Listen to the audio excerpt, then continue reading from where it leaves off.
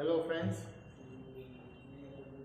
તમારું industrial chemistry ડિપાર્ટમેન્ટમાં સ્વાગત છે.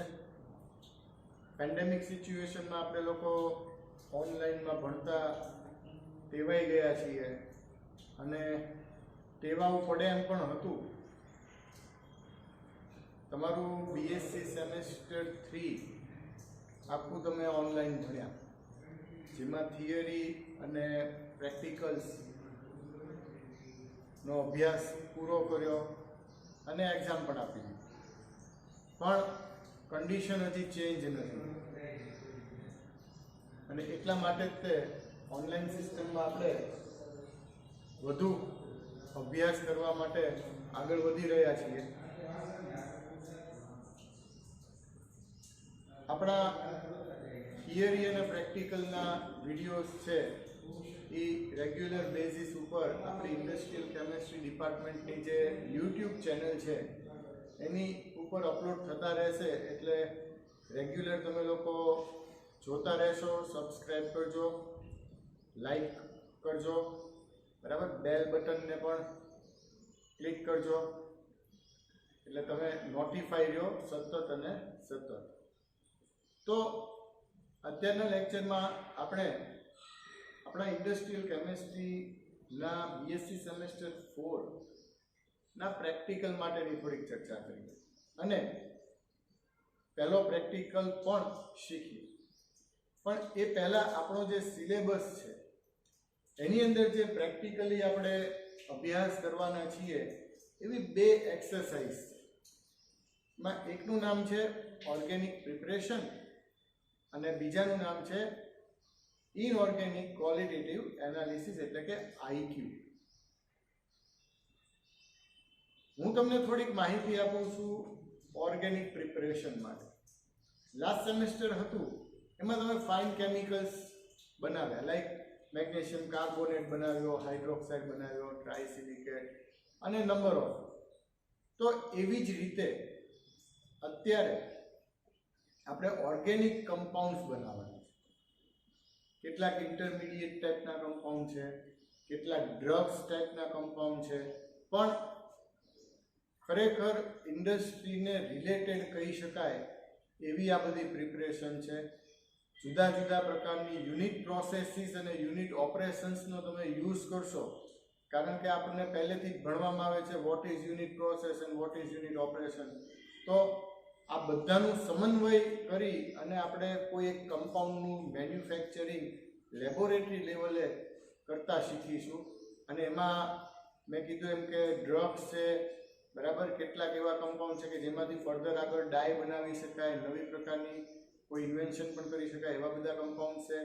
સો બહુ સારી રીતના સમજજો અને પ્રેક્ટિકલી જ્યારે તમારે પરફોર્મ કરવાનું આવે તમારી એક્ઝામમાં, તો આ વિડીયો તમે 4-5 વાર જોશો તો તમને બહુ ઇઝી થઈ જશે અને ખૂબ સારી રીતના સમજાઈ જશે.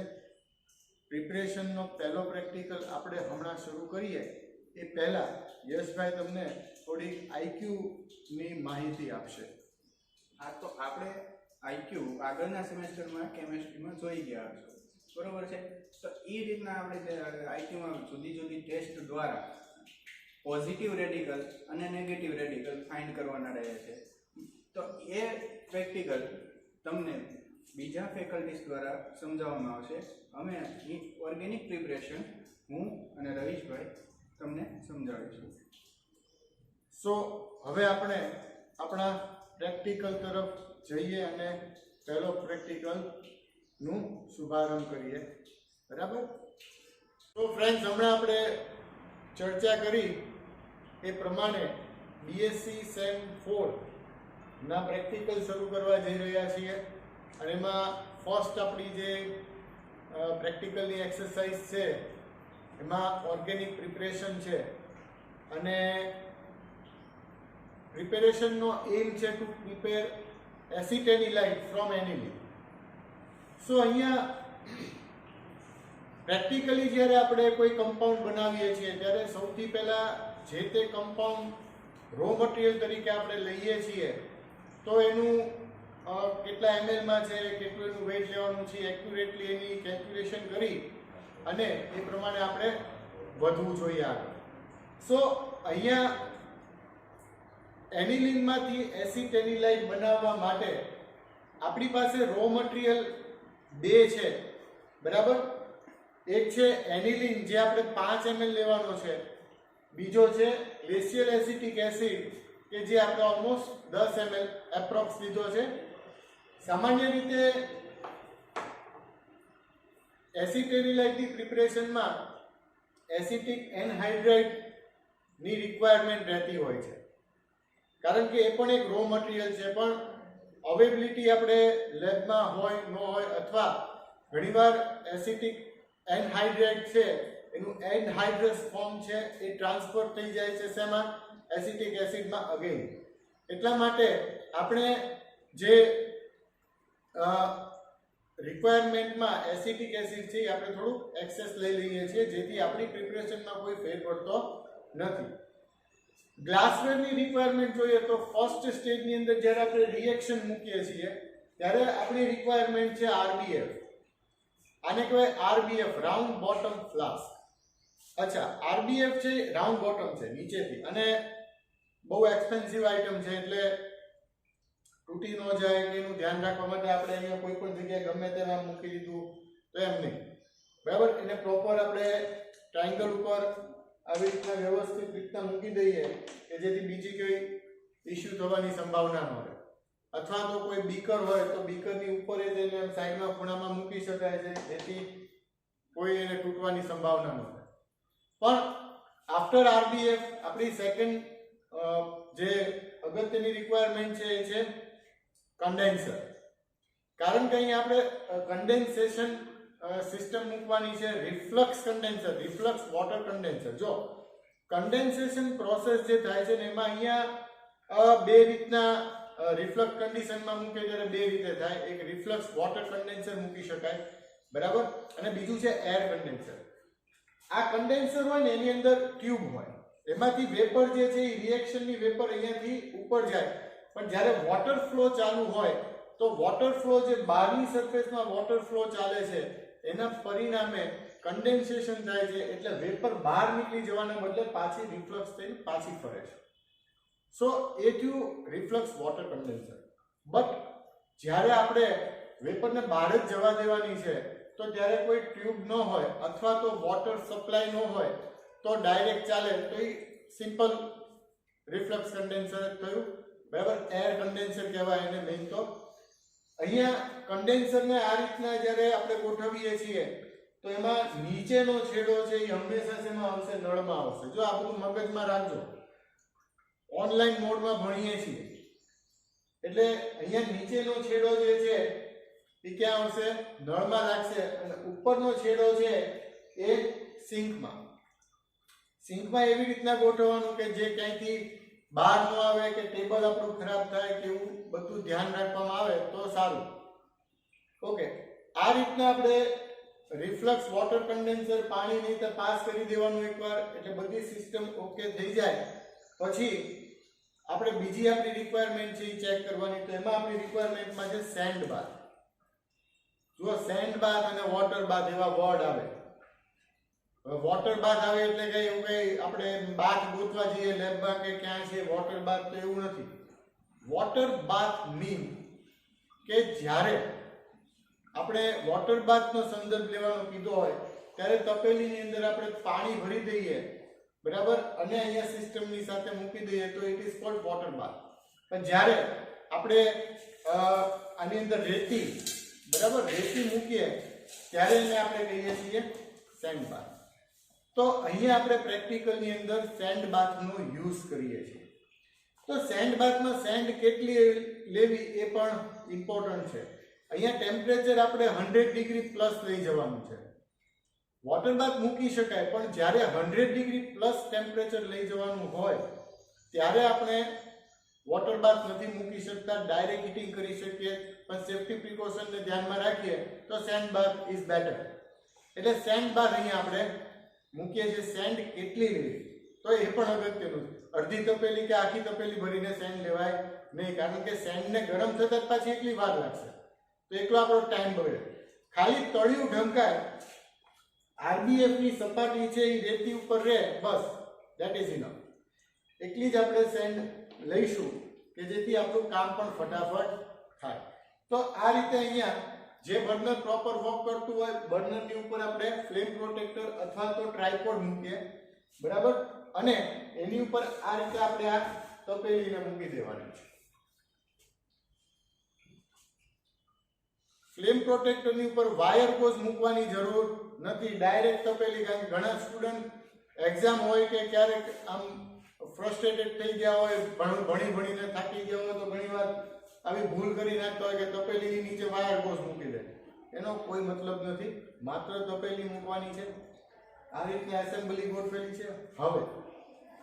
હવે આપણું જે આરબીએફ છે, આરબીએફ ની અંદર આપણી રિક્વાયરમેન્ટ લઈએ છીએ. અહીંયા આપણી રિક્વાયરમેન્ટ જે છે એની અંદર મેં કીધું એમ 5 ml એનિલિન લેવાનું છે. એટલે આપણે 5 ml જે છે એ એનિલિન છે એ મેં આરબીએફ ની અંદર લીધું છે, બરાબર. ધેન આફ્ટર એની અંદર મારે એસિટિક એસિડ લેવાનું છે, બરાબર. એટલે એસિટિક એસિડ જે છે એને હું ધીમે ધીમે એનિલિન ની અંદર એડ કરું છું. આ રીતે એને સતત સ્ટરિંગ આપતા રહીએ અને ધીમે ધીમે એને એડ કરતા જઈએ. અહીંયા એસિટિક એસિડ અને એનિલિન વચ્ચે પ્રક્રિયા થાય છે, એસિટાઇલેશન રિએક્શન થાય છે અને એને એકોર્ડિંગલી એસિટેનિલાઇટ ફોર્મ થશે. પણ કેવી રીતના થશે, શું કરવાનું છે, આપણે બહુ શાંતિથી સારી રીતના સમજીએ છીએ જેથી તમને કોઈ પણ પ્રકારની તકલીફ નહીં પડે.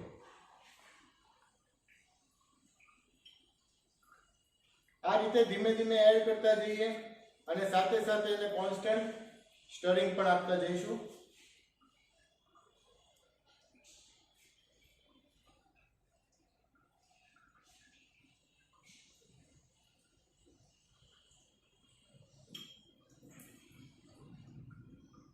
તો અહીંયા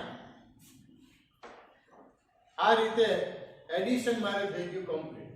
પણ હંમેશા એક વસ્તુનું ધ્યાન રહે કે જ્યારે આપણે પ્રેક્ટિકલ કરીએ છીએ અને આ જે પ્રેક્ટિકલની અંદર હીટિંગ કરવાનું છે, આવી રીતના આરબીએફ મૂકે, અંદર લિક્વિડ કમ્પાઉન્ડ છે, ટેમ્પરેચર રાઇઝ થતું હોય તો ઘણીવાર અંદર કમ્પાઉન્ડ છે બંક મારે, એટલે ઉછાળા મારે, બરાબર. તો એ પ્રોબ્લેમને એવોઇડ કરવા માટે અહીંયા આપણે પોર્સેલિનનો પીસ છે હંમેશા યાદ રાખવાનું, અંદર નાખી દેવાનું, બરાબર. એ નાખી દઈએ અને પછી અહીંયા આપણે એસેમ્બલીની સાથે જે છે એ ફિટ કરવાનું થશે.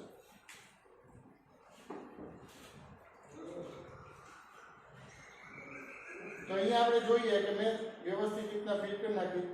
અચ્છા, અહીંયા નોબ છે કે જે કન્ડેન્સરની સાથે જોઈન્ટ છે, બરાબર, એને બહુ ફિટ નથી કરવાનું જેથી કરીને કન્ડેન્સર તૂટી જાય, બરાબર. એને આરામથી મૂવ થઈ શકે. અહીંયા આપણે સ્ટરિંગ આપવાનું થાય, બરાબર. તો એ એકલા પૂરતું તે ફિટ કરવાનું છે, બાકી વધારે ફિટ કરવાનું નથી. એના સપોર્ટમાં આપણે અહીંયા એક ફિલ્ટર પેપર એ મૂકેલો છે, બરાબર. પણ મેં કીધું એમ ફિટ બહુ કરવાનું નથી, જરૂર પૂરતું જ રાખવાનું, બને ત્યાં સુધી લૂઝ રાખવાનું. કારણ કે એને હવે આરબીએફ નો સપોર્ટ છે એટલે કન્ડેન્સર ક્યાંય પડવાનું નથી. તો હવે આ આપણે એસેમ્બલી ગોઠવી, એની અંદર આપણે જે આપણી કેમિકલ રિક્વાયરમેન્ટ હતી એ બધું જ કમ્પ્લીટ એડિશન કરી નાખ્યું. હવે આપણે રિએક્શન શરૂ કરીએ છીએ, એટલે કે બર્નર શરૂ કરીએ.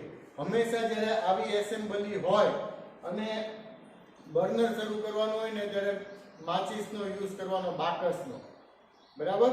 કારણ કે અહીંયા હોલમાંથી તમે જ્યારે એને સળગાવવા જશો ત્યારે પ્રોબ્લેમ એવો થઈ શકે છે કે જ્યારે લાઇટરથી તમે સળગાવો તો તમારો હાથ દાઝશે. પણ એના માટે બેસ્ટ વે છે કે આપણી પાસે છે બાકસ, બરાબર. તો દિવાસળી સળગાવી, અહીંયાથી બર્નર શરૂ કર્યું અને રિએક્શન શરૂ મેં કરી દીધું છે. તો આ રીતે અહીંયા જે આપણે એસેમ્બલી ગોઠવી અને રિએક્શન શરૂ કર્યું, ઓલમોસ્ટ આપણે એને 45 મિનિટથી 1 કલાક સુધી અંડર રિફ્લક્સ કન્ડિશન ચાલુ રાખવાનું. ને હું નળ પણ શરૂ કરી દઉં છું કે જેથી કન્ડેન્સેશન પણ શરૂ રહે. બરાબર. નળની સ્પીડ તમે જોઈ શકો છો આ રીતે ધીમી જ રાખવાની છે, ફૂલ ફોર્સ થી શરૂ કરી દેવાનું નથી. બરાબર. હવે એને હાફ એન અવર સુધી અથવા 1 કલાક સુધી આપણે એને ગરમ કરીશું અને ઇન બિટવીન એને આપણે ધીમે ધીમે શેક કરતા રહીશું. આપણી સાથે પ્રેક્ટિકલમાં યશભાઈ પણ છે, એ પણ તમને થોડી વાર રહીને કઈ રીતના સ્ટરિંગ આપવું અને એ સમજાવશે. ઓકે. તો જો મિત્રો અહીંયા છે ને આ જે અંદર કમ્પાઉન્ડ છે બરાબર, એની આપણે બોઇલ થાય છે જેથી રિએક્શન થાય છે. રિએક્શન થાય છે એના કારણે એની વેપર ઉપર ઉઠે છે જેના દ્વારા રિફ્લક્સ કન્ડેન્સેશન થઈને એ પાછું અંદર પડે છે અને આપણે એને ઓકેશનલી સ્ટર કરતું રહેવું પડે છે. આવી રીતે આખી એસેમ્બલી પકડીને એને સરખી રીતે સ્ટરિંગ આપવું પડે છે, બાકી આને ઢોળાવાના અથવા પડી જવાના ચાન્સીસ વધારે રહે છે. માટે આમાં સેફટી રાખવી પહેલાં જરૂરી છે. તો હવે આપણે જે પ્રેક્ટિકલની બેચ મૂકી હતી એનો જે હીટિંગ ટાઈમ પીરિયડ છે એ પૂરો થઈ ગયો. મતલબ કે આપણને જે આપણી પ્રેક્ટિકલ બુકમાં કીધું છે કે ભાઈ 30 મિનિટથી 45 મિનિટનું આપણે હીટિંગ આપવાનું છે, તો એ ટાઈમ પીરિયડ પૂરો થઈ ગયો. એટલે અહીંયાથી આપણે બર્નર જે છે એને બંધ કરી દઈએ. બરાબર. ઇન બિટવીન તમારે લેબમાં જ્યાં બરફ મૂકવામાં આવ્યો હોય ત્યાં જઈ અને બીકરની અંદર થોડો બરફ લઈ આવવાનો અને તમારે ગ્લાસ રોડની જરૂરિયાત રહેશે. બરાબર. જાજો બરફ નથી લેવાનો, પોરિંગ કરવાનું છે હવે, પણ ગરમ પોર કરી શકાશે નહીં. હજી તમે જુઓ છો કે હજી જસ્ટ આપણે અહીંયા બંધ કર્યું છે એટલે આને અડી નહીં શકાય એટલું બધું ગરમ હશે. એટલે એને આપણે 10-15 મિનિટ વેઇટ એન્ડ વોચ, થોડું ઠંડુ પડે બરાબર, પછી જ આપણે એનું આગળ કામ કરવાનું. બીજું કે કોઈએ ઉતાવળ કરી અને આરબીએફને આમાંથી કોઈ પણ રીતે કાઢી નાખ્યો અને ઠંડુ કરવા માટે, ઝડપથી પૂરું કરવા માટે તમે એને જો સીધું નળ નીચે કેમ ઠંડુ કરો અથવા તપેલીમાં પાણી લઈને ઠંડુ કરવા મૂકી દો તો આરબીએફ જો ખૂબ ગરમ હોય તો એ તૂટી જવાની સંભાવના રહે. એટલે ખાસ તમારે આ બધું ધ્યાન રાખવાનું છે. હવે આપણે હમણાં જેમ વાત થઈ એમ હવે પોરિંગનું સ્ટેપ છે. પોરિંગ એટલે જે આપણે લિક્વિડ કમ્પાઉન્ડ બનાવ્યો છે બરાબર, એને જ્યારે આપણે કોલ્ડ વોટરની અંદર પોર કરીશું બરાબર, એટલે પ્રેસિપિટેશન ઓફ એસિટેનિલાઇટ છે એ ફોર્મ થશે. અને પોરિંગનું સ્ટેપ છે ને એ બહુ અગત્યનું છે.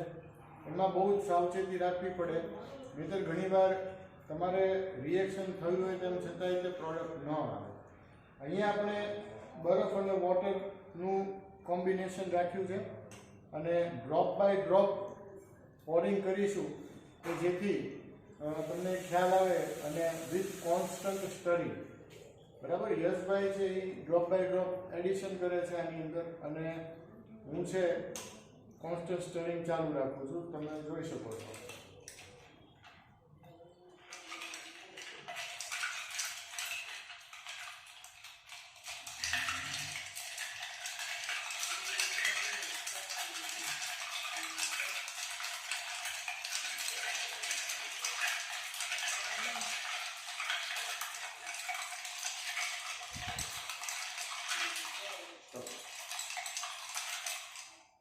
તમે જોઈ શકો છો અહીંયા પ્રેસિપિટેશન જે છે એ ફોર્મ થયા છે બરાબર. ઇટ મીન્સ કે આપણું રિએક્શન કમ્પ્લીટ થયું છે અને પ્રોડક્ટ તરીકે આપણને એસિટેનિલાઇટ છે એ મળે છે. હજી આપણું એડિશન તો ઘણું બધું બાકી છે બરાબર, એટલે આપણે ધીમે ધીમે એડિશન કરી અને પ્રોડક્ટ મેળવીએ.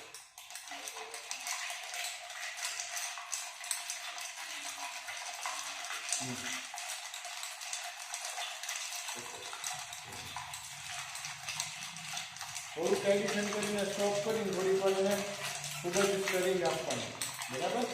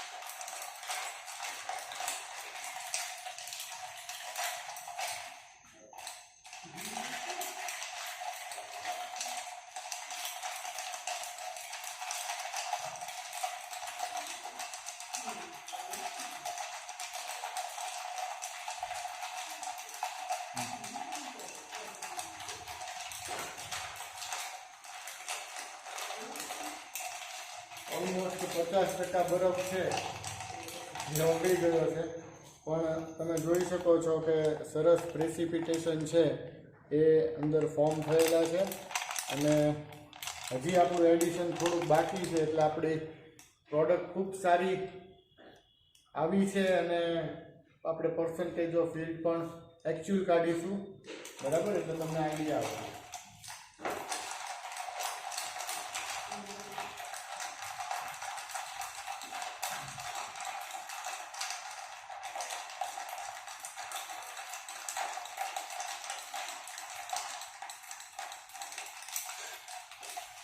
તો અહીંયા એડિશન કમ્પ્લીટ થઈ જાય પછી ઓલમોસ્ટ 5 મિનિટ સુધી આપણે એને કોન્સ્ટન્ટ સ્ટરિંગ આપ્યા કરીશું, બરાબર, એટલે જેથી પોરિંગનું સ્ટેપ છે એ પ્રોપર કમ્પ્લીટ થાય.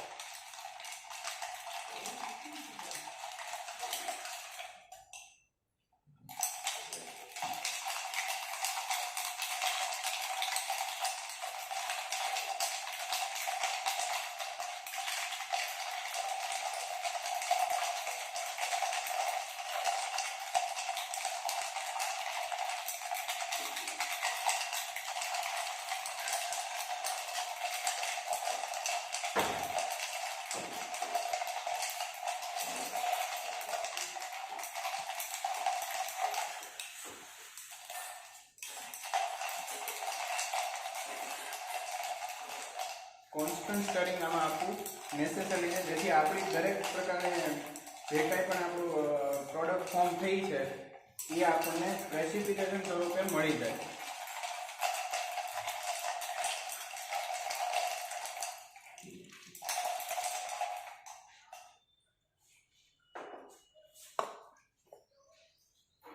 હવે આફ્ટર પોરિંગ આપણું નેક્સ્ટ સ્ટેપ જે છે એ છે ફિલ્ટ્રેશન, બરાબર, કારણ કે પ્રેસિપિટેશન છે એ આપણે પાણીમાં ફોર્મ કરાવ્યા, એટલે એને આપણે ફિલ્ટર કરી અને ત્યારબાદ એને ડ્રાય કરવાનું થશે.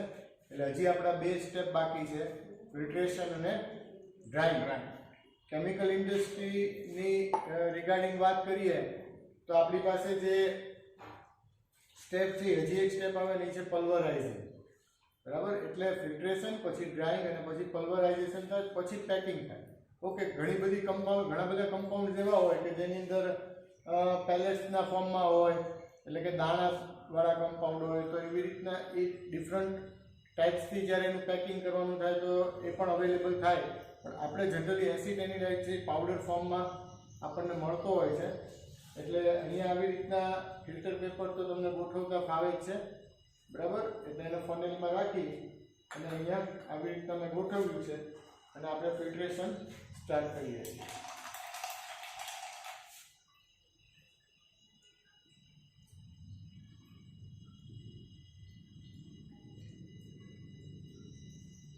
ફિલ્ટ્રેશનમાં એ ધ્યાન રાખવું, જો આપણે બરફનો આમાં ઉપયોગ કર્યો છે પ્રેક્ટિકલ વખતે, તો એ બરફના ગાંગડા અંદર ન આવે. જો એમાં આવશે અને ફિલ્ટર પેપરને ઝટકો લાગશે તો ફિલ્ટર પેપર ફાટવાની શક્યતા છે.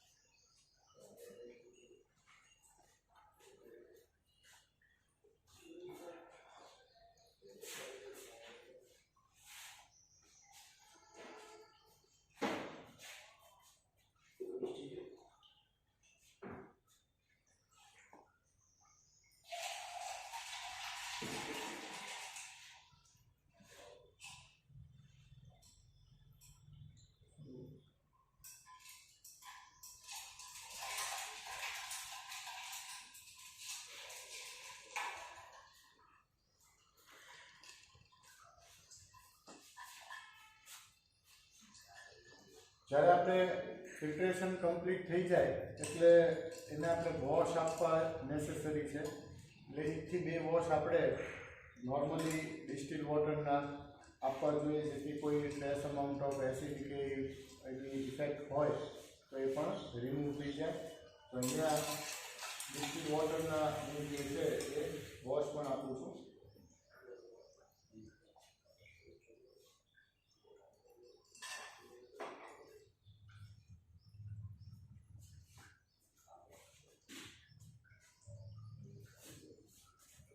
તમે જોઈ શકો છો કે રેટ ઓફ ફિલ્ટ્રેશન પણ ખૂબ સારો છે. બરાબર, આપણે કોઈ પ્રેશરાઇઝ કન્ડિશન અત્યારે એપ્લાય નથી કરી, પણ નોર્મલી જે પ્રમાણેના પ્રેસિપિટેશન હોય, બરાબર, એ પ્રમાણેનો રેટ ઓફ ફિલ્ટ્રેશન જનરેટ થાય. જો બહુ જ ફાઇન પાર્ટિકલ્સ હોય તો નોર્મલી ફિલ્ટર પેપરના જે છિદ્રો છે, બરાબર, એ બ્લાઇન્ડ થઈ જતા હોય છે ક્યારેક, કે જેને કારણે જે ફિલ્ટ્રેશનનો રેટ આપણને પ્રોપર ન મળે. અમુક કમ્પાઉન્ડ લાઈક તમે ફેસ કર્યું છે મેગ્નેશિયમ હાઇડ્રોક્સાઇડ, તો એની અંદર એટલા ફાઇન પાર્ટિકલ્સ હોય છે કે એ પોરોસિટી ઓફ ફિલ્ટર મીડિયમ છે એને ફિલ્ડ કરી નાખે છે. અને એના કારણે તમે જે ફિલ્ટ્રેશન અત્યારે આપણે જે અહીંયા 5 મિનિટની અંદર ફિલ્ટર કર્યું એ લગભગ 50 મિનિટે પણ ફિલ્ટર નથી થતું. એટલે ડિપેન્ડ્સ છે, દરેક કમ્પાઉન્ડની પ્રોપર્ટીઝ જુદી જુદી હોય છે, એના કેરેક્ટરિસ્ટિક્સ જે કહીએ જુદા જુદા હોય છે. પણ અત્યારે આપણે એને વોશ આપી દઈએ છીએ હજી એકવાર.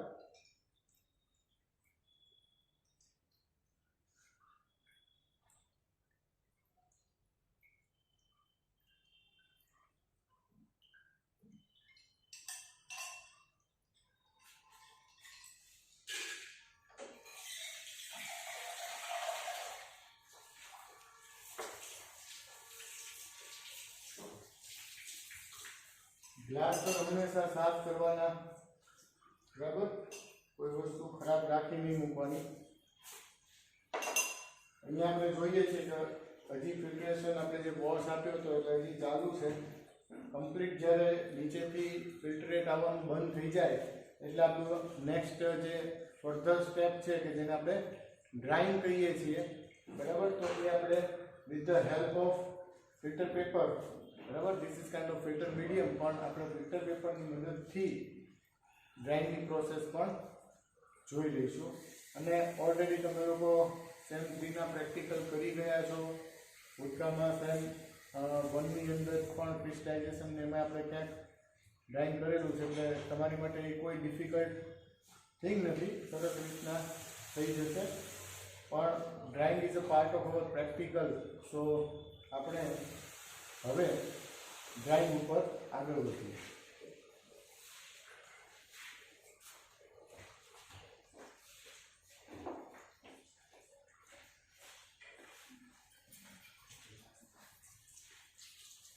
આ રીતે જ્યારે માર્ક આવી ગયો હોય તો એટલું ધ્યાન રાખવાનું, કમ્પાઉન્ડને જુદા જુદામાં નહીં કરવાનો, બરાબર. અહીંયાથી જે કંઈ બી આપણી પાસે એક જ ફિલ્ટર પેપર હતું, બરાબર, તો એ જ ફિલ્ટર પેપરને રાખીએ છીએ, બરાબર, એને બદલ કરવાની જરૂર નથી.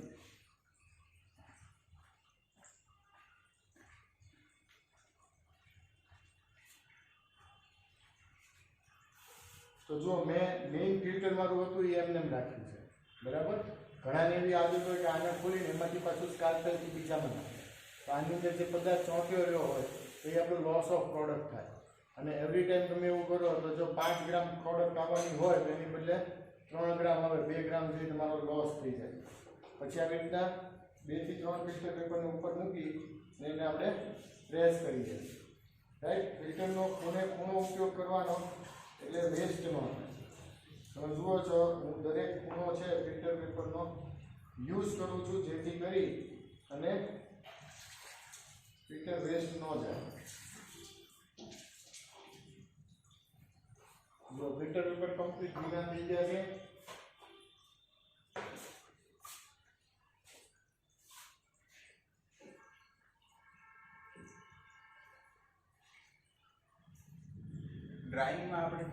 મોઇસ્ચર ઓફ પ્રોડક્ટ રિમૂવ કરવાની છે. આપણો એસિટાનિલાઇટ આપણને પાવડર ફોર્મમાં મળવાનો છે, માટે આપણે ડ્રાઇંગ વખતે પૂરેપૂરી ટ્રાય કરશું કે એ આપણને પાવડર ફોર્મમાં મળે. લમ્પ્સ ના રહેવા જોઈએ. જો લમ્પ્સ રહે તો આપણે જ્યારે એનું પ્રેક્ટિકલ સ્કાલ્પેલ આપો. સ્કાલ્પેલ જ્યારે આપણે પ્રેક્ટિકલી આપણે વેઇ કરવા જઈએ, એનું વજન માપવા જઈએ, ત્યારે તેમાં મોઇસ્ચરનો પણ પાર્ટ આપણે એડ થઈ જાય, જેનાથી આપણે ફાઇનલ જે આપણે રિઝલ્ટ હોય એ આપણને ખોટું મળે છે. હવે આમાંથી વધારે લિક્વિડ બહાર આવતું નથી, એટલે મારું મેઇન ફિલ્ટર પેપર હતું એનું આ રીતના ખોલું છું તો તમે જુઓ ક્યાંય બીજે પ્રોડક્ટ વધારે ચોંટી નથી. આ પ્રોડક્ટ છે બરાબર, અને એને હું એક સારા ફિલ્ટર પેપર ઉપર આવી રીતના લઈ લઉં છું, રાઈટ. તો તમે જોઈ શકો છો ખાલી આટલી પ્રોડક્ટ ચોંટેલી છે, એને આપણે સ્કાલ્પેલની મદદથી ફિલ્ટર પેપર ઉપર લઈ લઈશું. તો આ સ્કાલ્પેલની મદદથી આવી રીતના એને ધીમા પોચા હાથે ઘસી અને એને આની ઉપર આ રીતે મૂકી દેવાનું.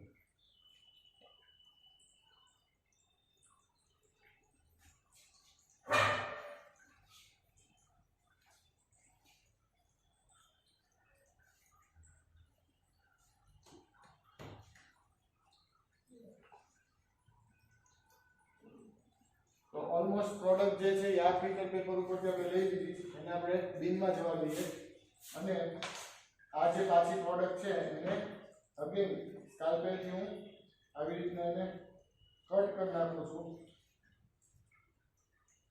Kind of cake cutting. અને કેક કટિંગ જ કહેવાય, કારણ કે અત્યારે આપણને ઇન ફોર્મ ઓફ કેક જ મળે છે પ્રોડક્ટ. સો ઇન્ડસ્ટ્રીયલ લેવલે તે આ ટાઈપના કમ્પાઉન્ડને કેક તરીકે જ ઓળખવામાં આવે છે. એને કટકા કરી લઈએ અને વળી પાછું એને આપણે ડ્રાઇંગ કરીએ છીએ, રાઈટ. સો આ રીતના પ્રોપર ટાઈમ તમે જાળવશો અને ડ્રાઇંગ સિસ્ટમ પ્રોપર કરશો તો તમને એકદમ પાવડર ફોર્મમાં કમ્પાઉન્ડ મળે. આ એક અમુક વાર એવું થાય છે કે લાઈક મોન્સૂન હોય, ચોમાસું હોય, તો અમુક પ્રોડક્ટ છે, કમ્પાઉન્ડ છે, હાઈલી મોઇસ્ચર એબ્સોર્બર હોય, તો તમે ડ્રાય કરો, થોડી વારમાં પાછી મોઇસ્ચર કેચઅપ કરી લે તો પાછા એ થોડાક ભીના થઈ જાય. એટલે એવા કમ્પાઉન્ડ માટે આપણે બીજું વધારે કાંઈ નહીં કરી શકીએ, પણ જેવી ડ્રાય પ્રોડક્ટ થાય એટલે એને આપણે પ્રોપર સ્યુટેબલ જે એનું કન્ટેનર હોય એની અંદર એરટાઈટ બંધ કરી દઈએ તો બીજો કોઈ પ્રોબ્લેમ આવવાની સંભાવના રહેતી નથી.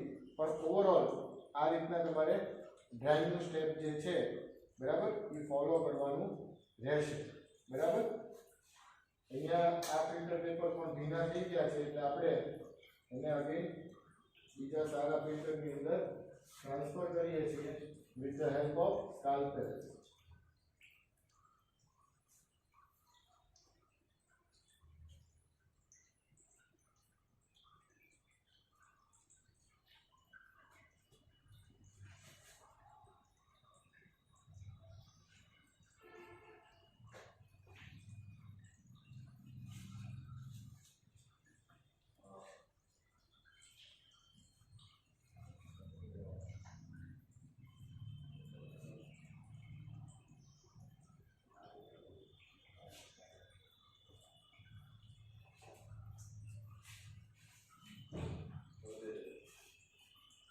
તમે જુઓ છો હજી એમાંથી પાણી થોડું લિક્વિડિટી નીકળે છે, વધારે પ્રેસિંગ કરું છું ત્યારે. બાકી ઓલમોસ્ટ ડ્રાઇંગના સ્ટેજમાં આપણી પ્રોડક્ટ આવી ગઈ છે અને હવે ધીમે ધીમે એને પછી પાવડર ફોર્મમાં ટ્રાન્સફર કરી અને એનું આપણે વેટ કરીશું.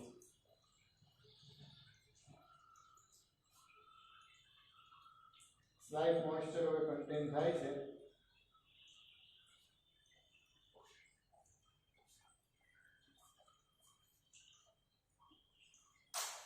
તો તમે જોઈ શકો છો કે આ રીતના પ્રોડક્ટ છે બરાબર, એને ડ્રાય કરવાની રહેશે. જુઓ એકદમ ફ્રી ફ્લોવિંગ તો ન હજી કહેવાય, પણ આ રીતના ડ્રાય કરી અને એનું વજન કરી અને પછી આગળ હું તમને કેલ્ક્યુલેશન સમજાવું છું. બરાબર? સો ફ્રેન્ડ્સ, પ્રેક્ટિકલ આપણે કેવી રીતના આખો કરવાનો હતો પ્રેક્ટિકલી ભણ્યા.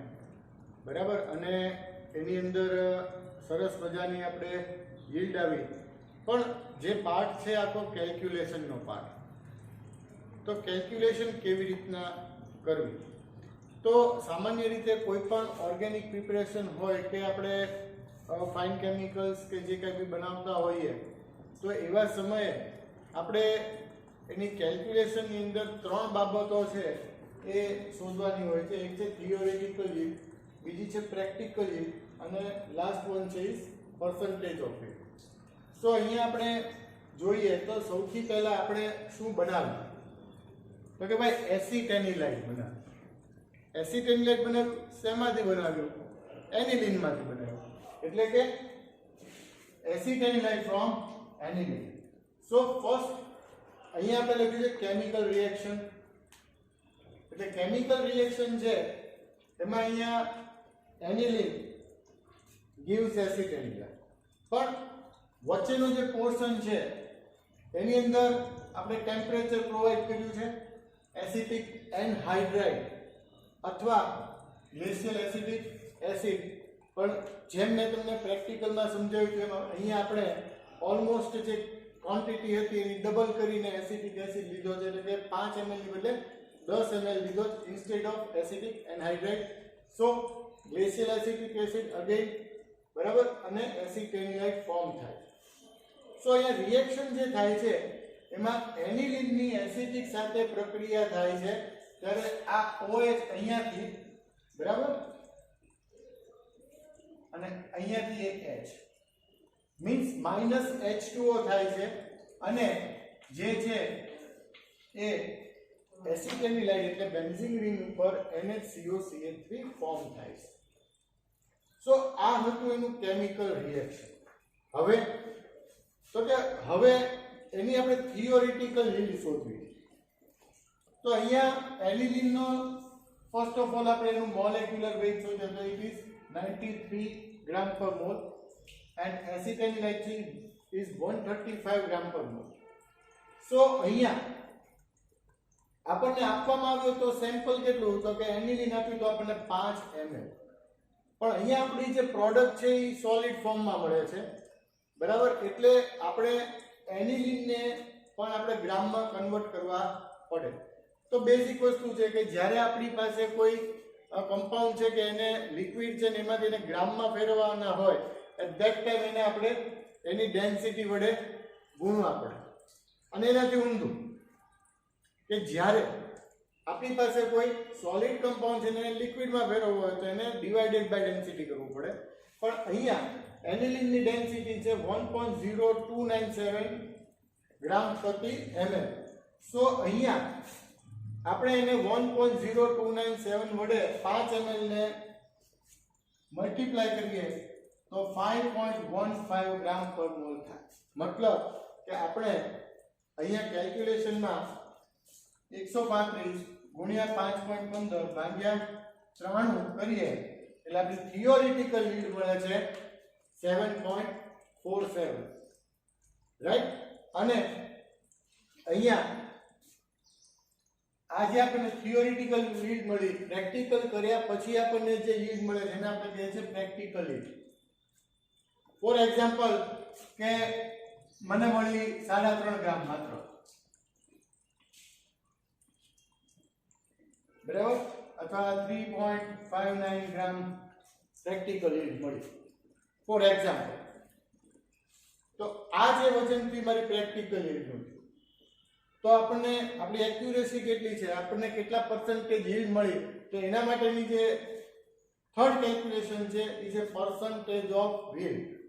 તો percentage of yield is equal to practical yield upon theoretical yield into 100, બરાબર. એટલે અહીંયા 3.59 લખું, નીચે 7.47 ઇન્ટુ 100. તો આ જે કેલ્ક્યુલેશન કરું તો ઓલમોસ્ટ મને અડધા જેવી છે એટલે સમજો ને કે 47-48% જેટલી મને પર્સન્ટેજ ઓફ ફીડ મળે એપ્રોક્સ અત્યારે, બરાબર. પણ આ રીતના તમારે કેલ્ક્યુલેશન કરવાની થશે, રાઈટ. તો તમે જ્યારે જર્નલની અંદર લખતા હો, બરાબર, તો તમને લોકોને ખ્યાલ જ છે, જેમ તમે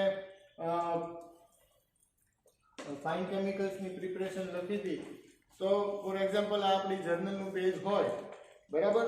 તો અહીંયા આપણે એમ લખીએ છીએ, પહેલા ઉપર હાંસિયો છે, એની અંદર અહીંયા ડેટ છે, બરાબર, પેજ નંબર છે, પ્રેક્ટિકલનો જે સિક્વન્સ નંબર આવતો હોય કે પ્રેક્ટિકલ 1, 2 અથવા ઓર્ગેનિક પ્રિપરેશન તો ટૂંકમાં લખો OP1, OP2, પછી એમ લખો, બરાબર, પ્રોસિજર લખો અને નીચે રિઝલ્ટ આવશે. અને આ બાજુનું જે પેજ હોય એમાં સૌથી પહેલા તમે રિક્વાયરમેન્ટ લખશો, પછી કેમિકલ રિએક્શન આવે, કેમિકલ રિએક્શનની નીચે આ રીતની કેલ્ક્યુલેશન લખવાની, બરાબર, બધી. અને જે રિઝલ્ટ આવે એ આ બાજુ ખૂણામાં નીચે આવશે. તો આ જ સિમ્પલ મેથડ છે કે જે આપણે પહેલેથી ફોલો કરતા આવ્યા છીએ અને એ જ પ્રમાણે તમારે જર્નલમાં પણ લખવાનું રહેશે. એટલે જેમ જેમ પ્રેક્ટિકલ તમને અપલોડ થતા રહે, તમને મળતા રહે, એ પ્રમાણે તમારે લોકોએ તમારી જર્નલની અંદર પણ સાથે સાથે લખતા જવાનું છે અને જ્યારે કહેવામાં આવે ત્યારે તમારે સાઇન પણ કરાવવા આવવાનું રહેશે, રાઈટ. તો અહીંયા આપણો પહેલો practical organic preparation 1 acetanilide from aniline પૂરો થાય છે. હોપ બધાને સરસ રીતે સમજાયું હશે. 2-3 વાર વિડીયો જોજો જેથી તમને બધું જ ક્લિયર થઈ જાય, મોઢે થઈ જાય. Thank you, bye bye.